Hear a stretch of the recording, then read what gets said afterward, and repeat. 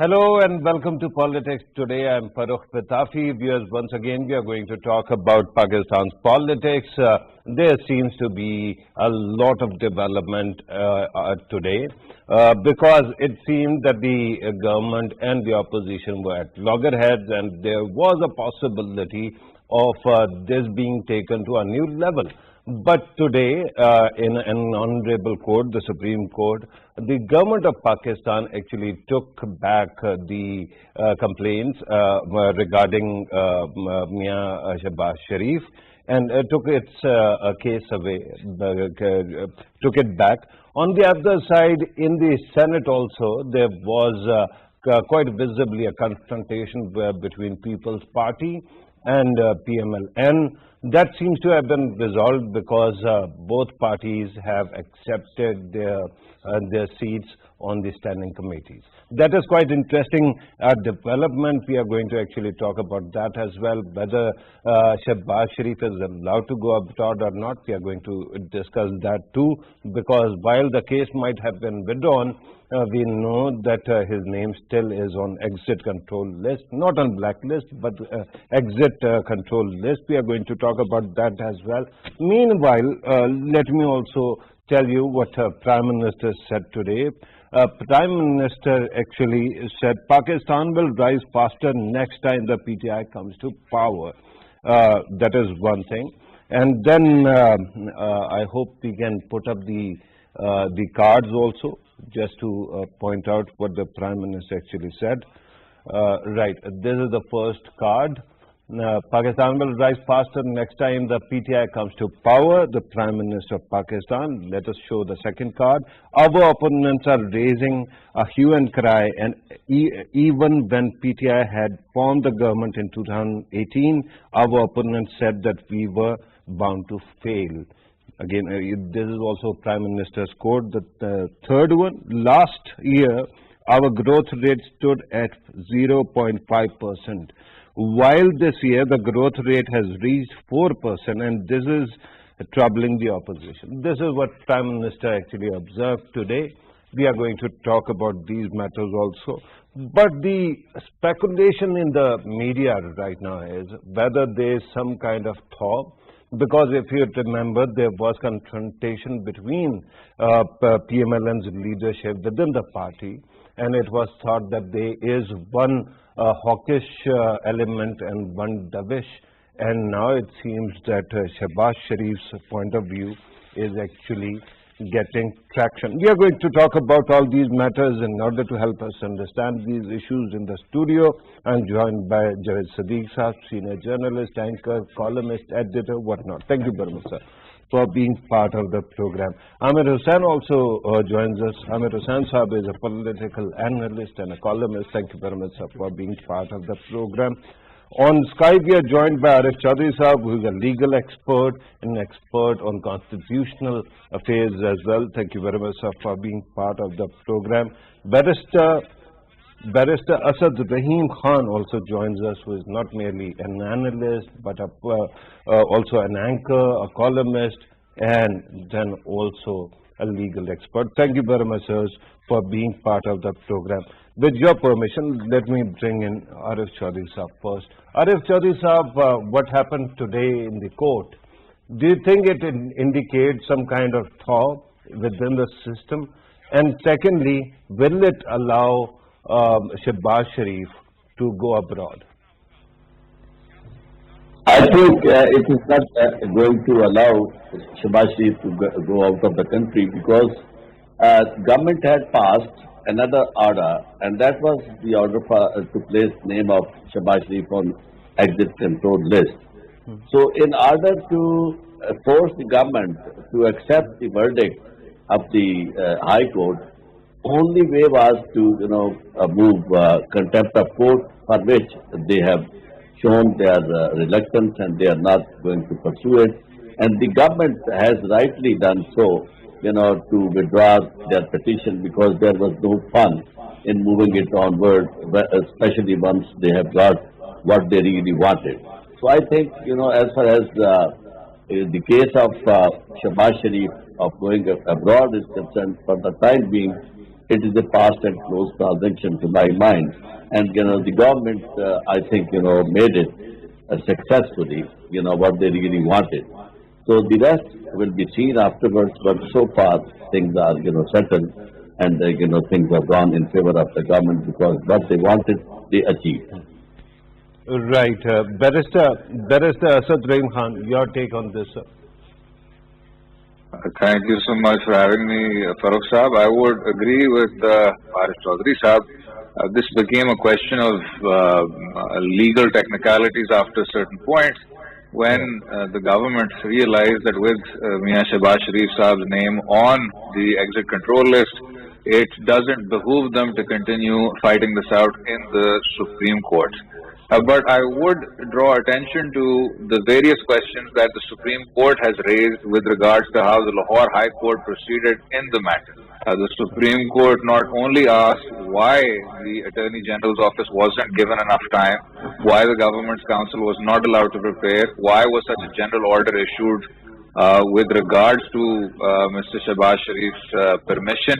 It was only after these observations had been passed that the government brought its own position, which was that they wished to withdraw this petition.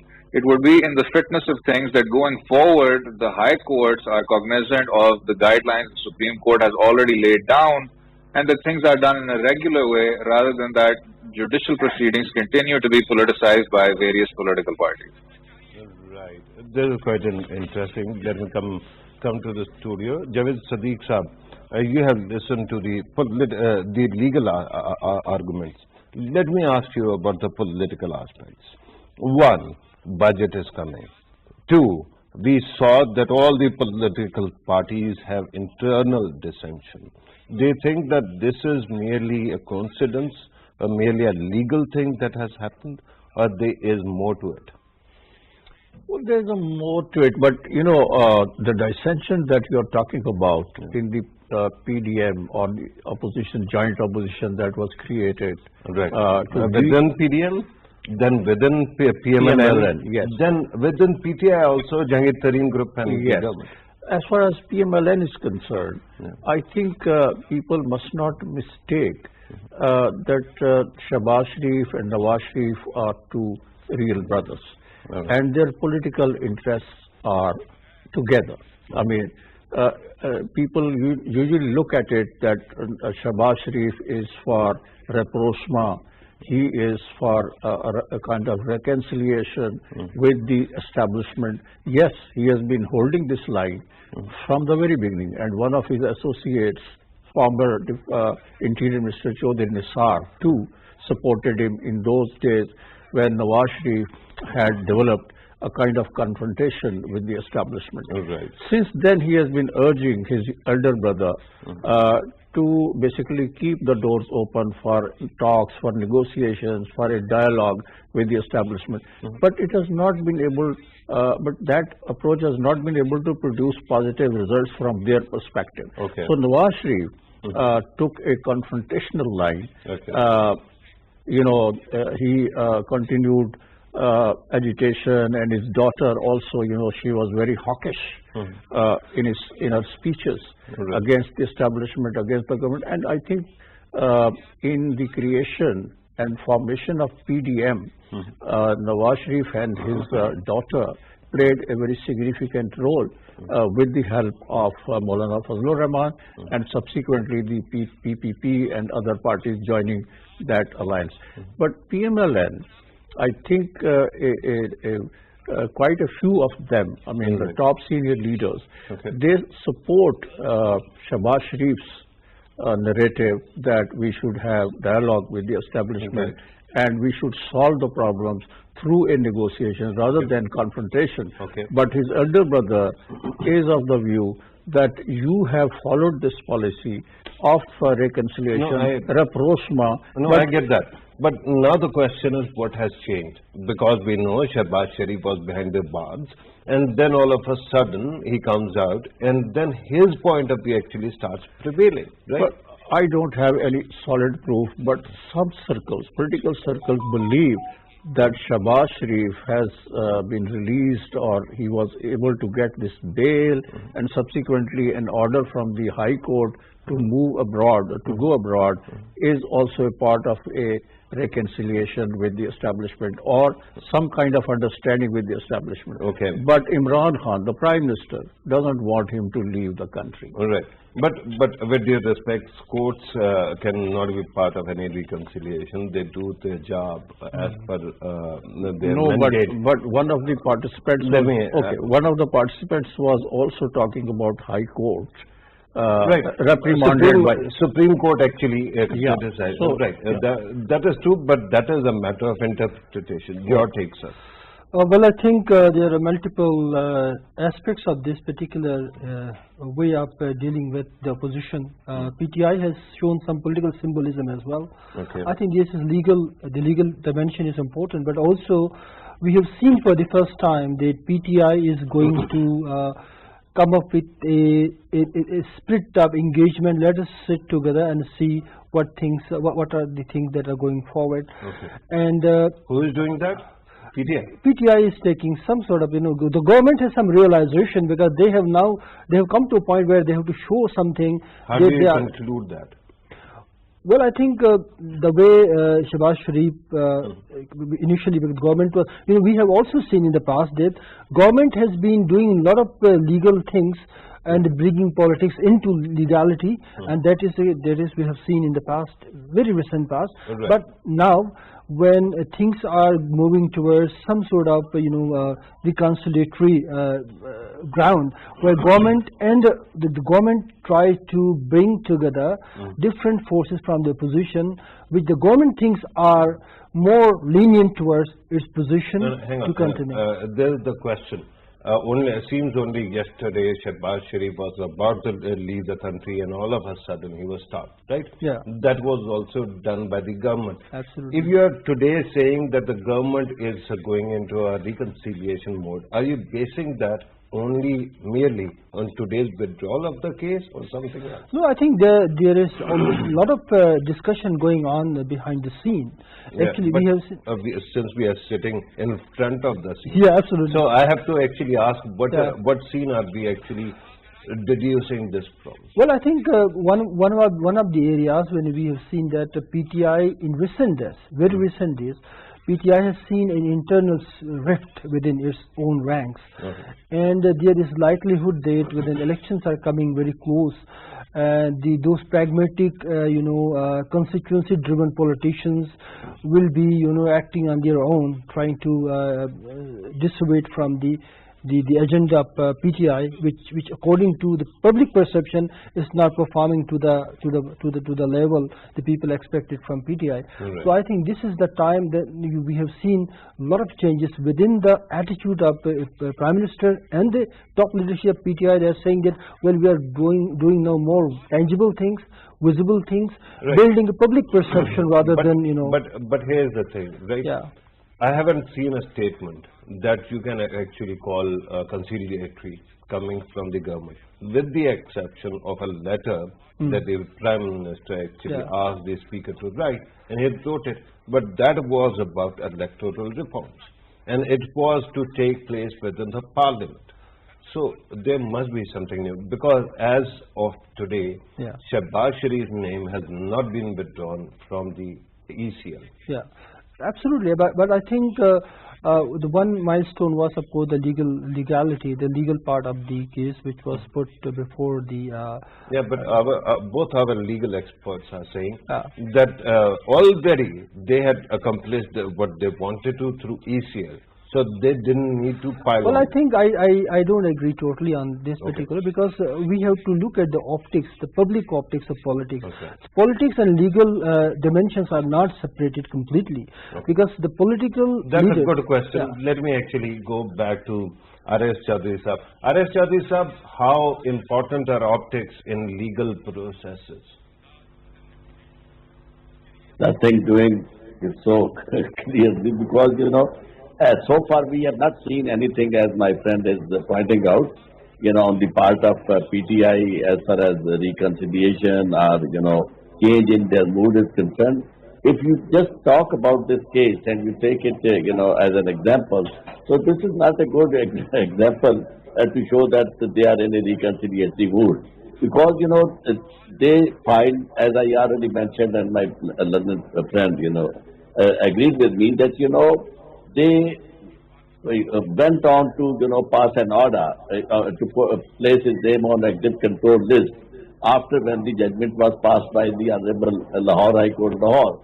So there were two situations that, the government should have gone to the High Court and filed a contempt application against the government in order to force them to implement the order. Or the other way was that, the government went to, file appeal against the order passed by the High Court. And there when, as my brother told, informed everybody that, once they faced, I would I would start for a sort of, discussion about, of the which could easily, indicate that what was done in, before the High Court, Lahore High Court was not done in a proper manner. It was in a haste and, it was in a slipshod manner, bypassing so many things, procedural and, the legal requirements.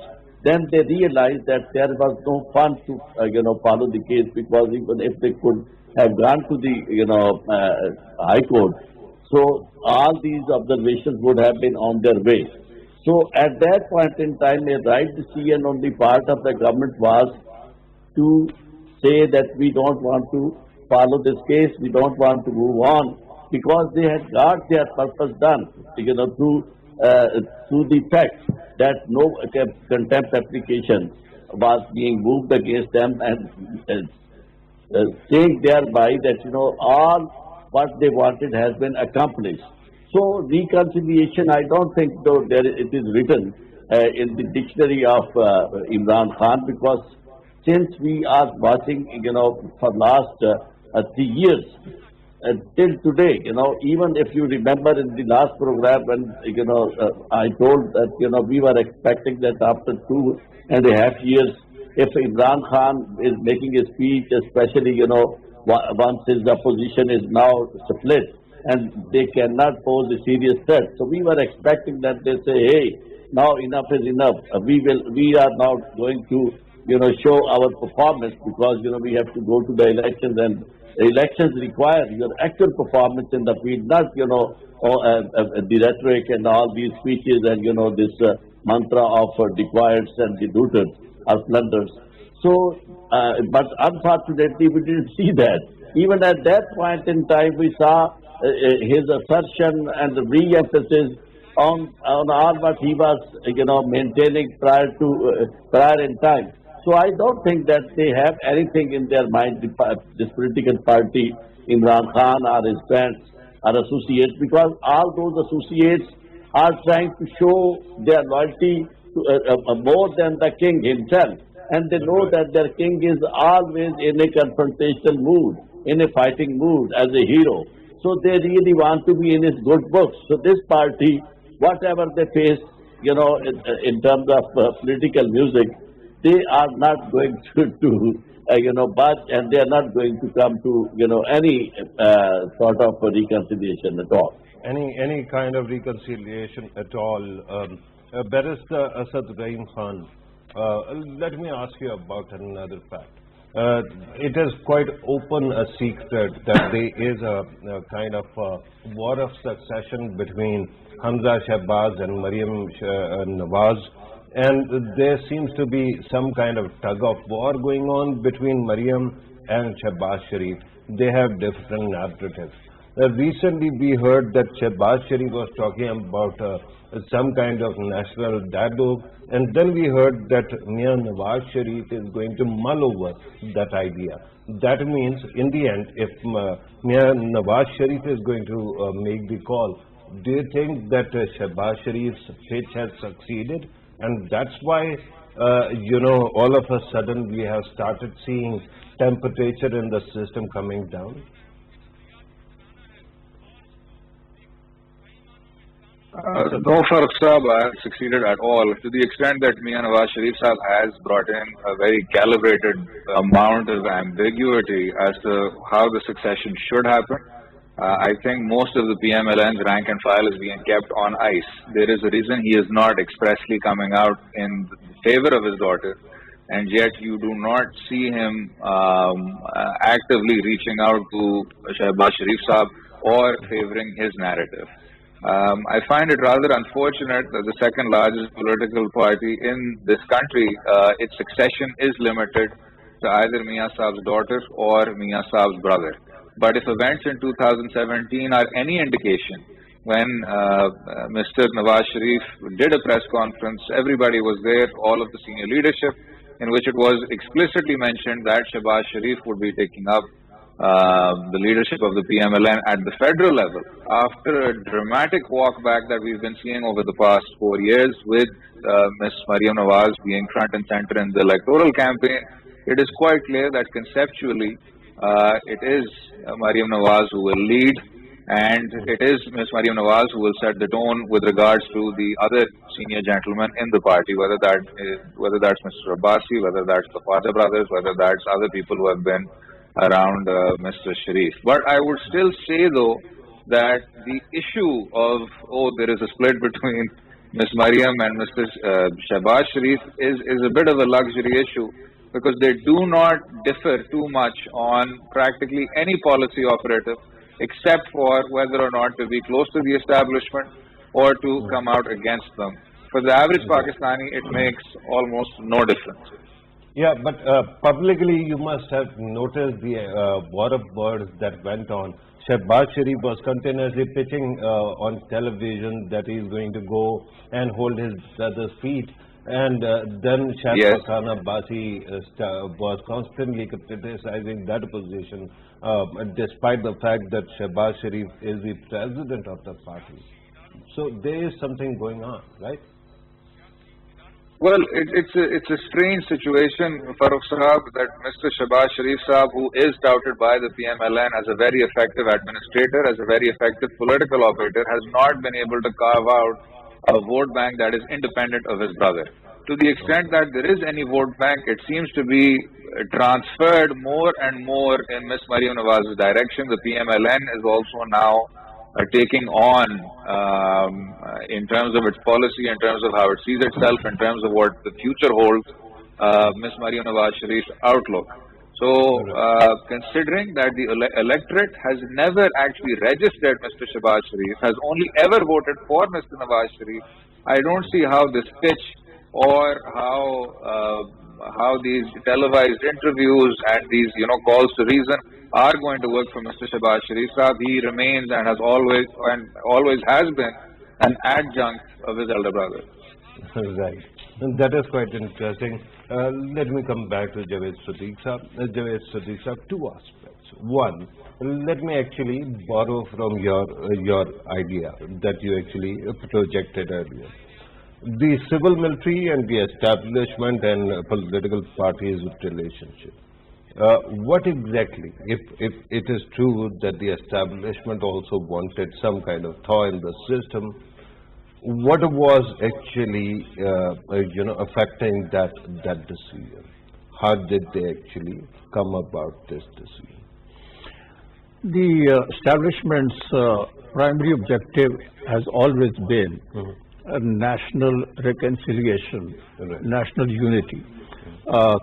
Given the situation that Pakistan is confronting external security challenges and internal challenges as well, I think the military's perspective or the establishment's perspective is that we need peace within and peace without. Right. So that is... And the external factors might have played a role. Exactly. And the other concern with the military and the establishment is Pakistan's weak economy.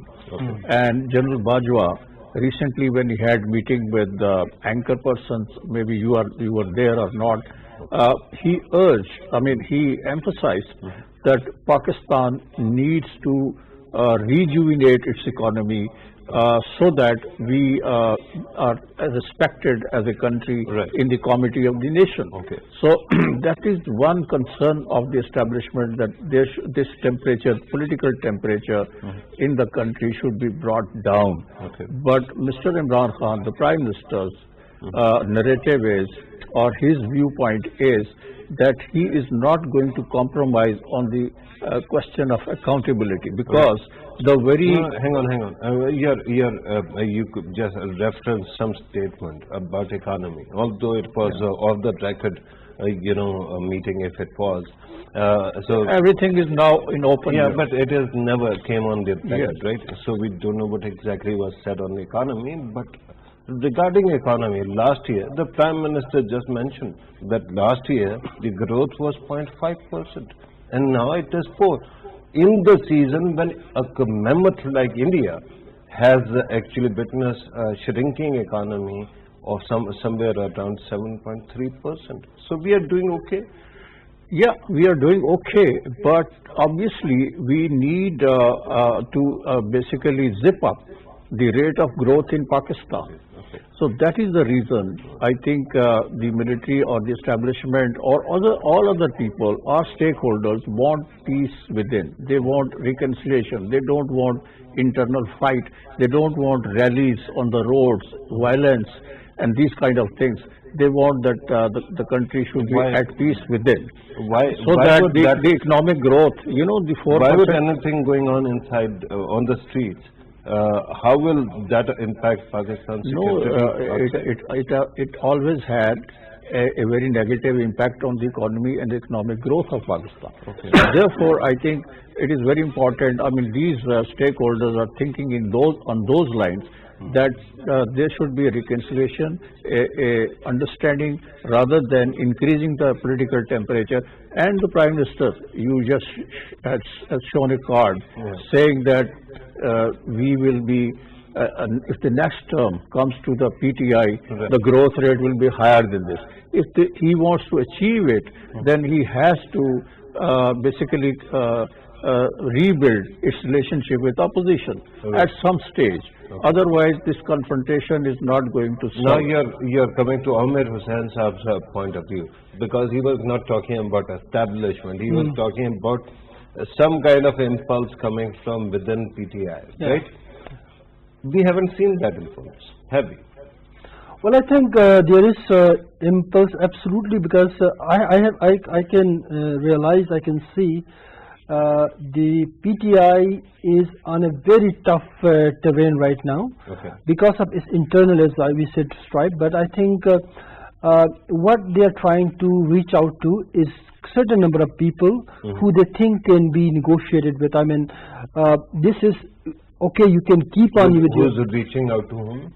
PTI is reaching out to the soft corners in the opposition and trying to build some inroads. Well, I think there one of the symbolism that is coming from if you follow the Fawad Chaudhry's 3-4 discussions last discussion, where he was more lenient towards saying that, well, okay, we are going to trying to make some sense if there are people who can contribute to the larger issues that the nation is facing, so we will welcome them. So but that sort of attitude. That bit is what Fawad Chaudhry has been saying all along. Now the PM is saying what he has been saying all along. Shehbaz Sharif is saying what he has been saying all along. The only factor perhaps is Maryam Nawaz not being that vocal. Perhaps Shahid Khana Abbasi filling that space, but not that vocal, right? Yeah. Okay, I understand government and opposition thought. Now, pray explain to me the thought between People's Party and PML N. Because it seems that on one side, Shahid Khan Abbasi keeps on betraying People's Party. He says that People's Party is no more part of PDM.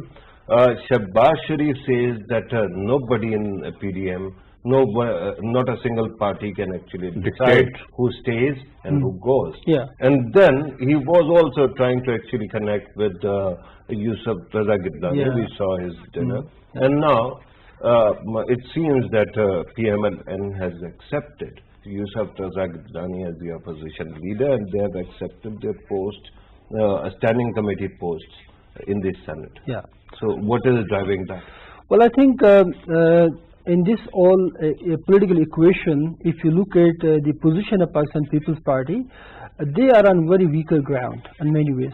One was that they just wanted to show to the public that they are doing some sort of realignment, political realignment with the forces, with the powers, the state institutions.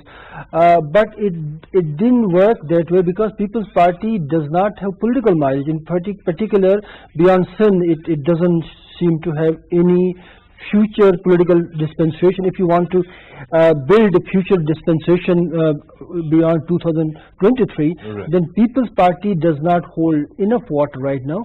So one way is that... Why? Hang on. Remember 2008 to 2013? Entire Balochistan, assembly overnight converted from PMLQ to People's Party, right? In Khyber Pakhtunkhwa, they have their appetizers, but they work with ANP. And in Punjab, their strong point has always been southern Punjab. Used to be upper Punjab during Bhutto's time, but not later. And that is an area they can always cash on. So they become a national party once again. Well, I think that did in the last, we have seen that the People's Party has lost its ideological worker in doing so. Now, most of the disgruntled workers either have strength to a PTI and other parties. So now in Punjab, in South Punjab and Central Punjab as well. Not quite Central Punjab, South Punjab, Central Punjab. Central Punjab is completely, nobody was ready to the elite of the Southern Punjab is one group that keeps on changing party whenever government changes. It has a nuisance value in the larger political game. But I think People's Party is working, because People's Party considers itself to be a social democratic party, and it has an ideological leaning, and it has an ideological worker which provides the fuel and energy for the party politics. But that seems to have gone away in a bit, and it is acting more like a right-wing party, completely right-wing party. And this is the political legitimacy that is losing. The PPP is losing its political legitimacy, and I think that is one of the... And it is coming to central ground and seeing that, PML N is right-wing, PPP is acting right-wing, let's come together, see the common ground. That means in Pakistan you no more have a left-wing party. Absolutely, that's gone. That's the end of story. But let me actually go back to Arif Chaudhry Sahab.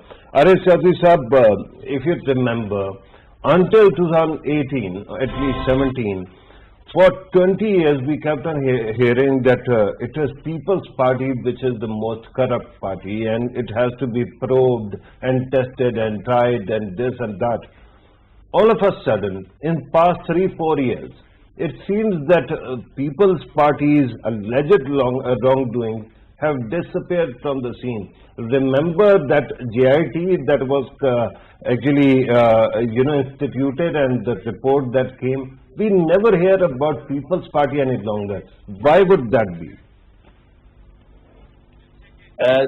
Asif Ali Zardari was the person who took benefit, and he was the last beneficiary of Bhutto legacy. Zulfikar Ali Bhutto, I think, we may agree with him, we may not agree with his policies, but as far as person was concerned, he was a marvelous person, and he was a charismatic leader. So his charismatic leadership created so many diehard workers and followers that I think so far no political party has been able to muster that kind of support and create that kind of clout.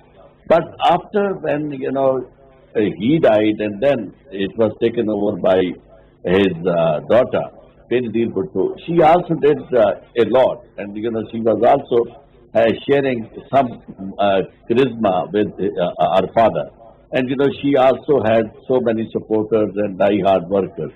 But after when she died, and it was taken over by Asif Ali Zardari, he successfully inducted himself into the government, and then continued, governing Pakistan for 5 years through his reconciliation or his policies, notwithstanding the fact that neither he had any charisma nor he has any actual following. Arif But Sadi he Sahab, I was was a not asking mastermind, to actually address this mastermind charisma. who could, I was talking about you a know, very who humble could, issue, sir. who could If you manage, remember, there manage was a people JIT. around, for Arif Sadi political Sahab, with due gains respect, and, there was a JIT that actually came up with a report on Omni Group and so many other things.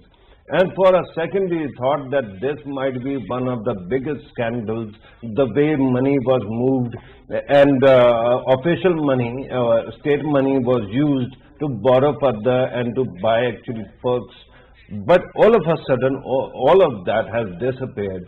All we hear is how corrupt PML N is, or for that matter, PTI's own JKT group is.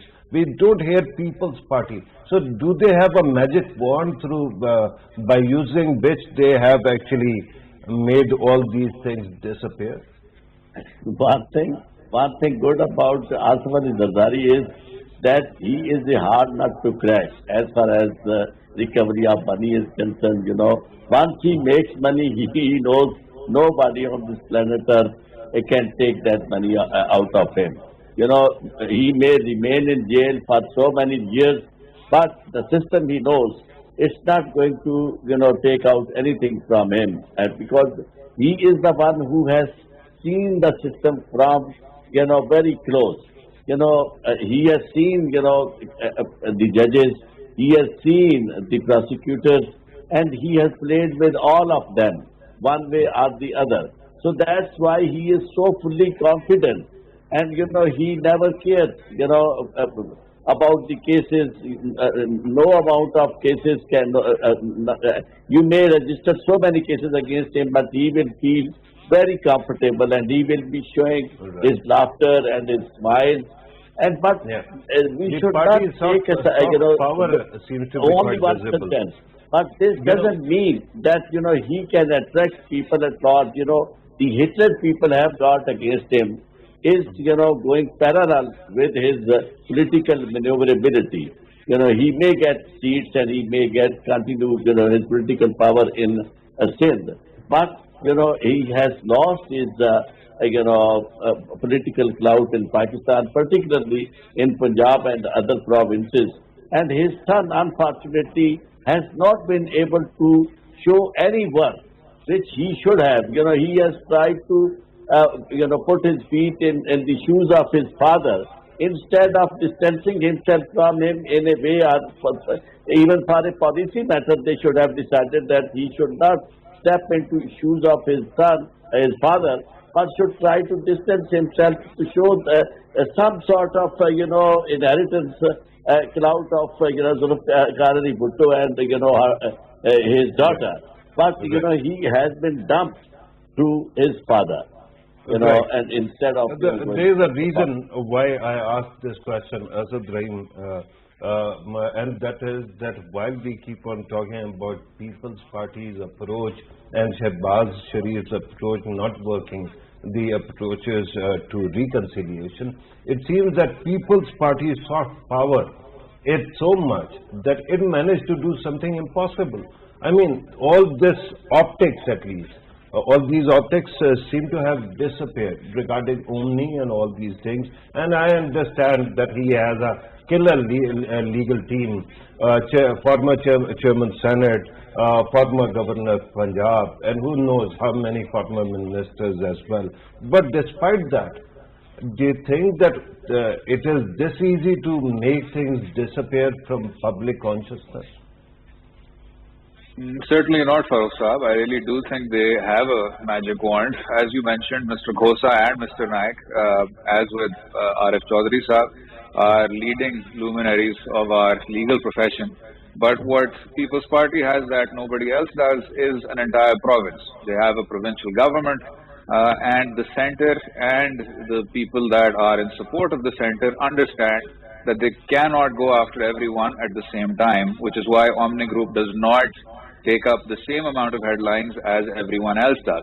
The other part is that Sindh is a bit insular, it is self-contained, and this is in the interest of People's Party They don't like spilling over onto the federal side. They take, because they're in charge of the entire province, because the government is underneath them, they tend to tie up any loose ends on their own.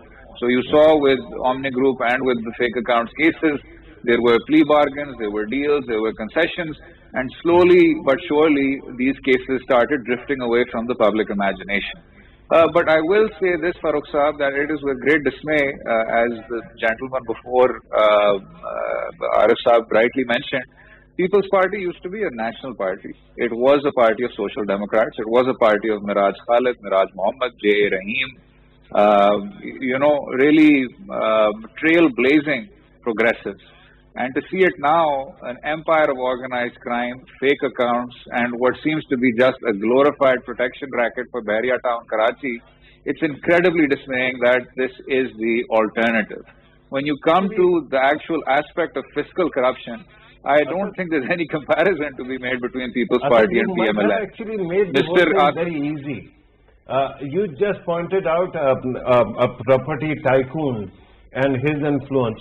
Incredibly, when you criticize army or any other institution of the country, media actually does cover that, reports that.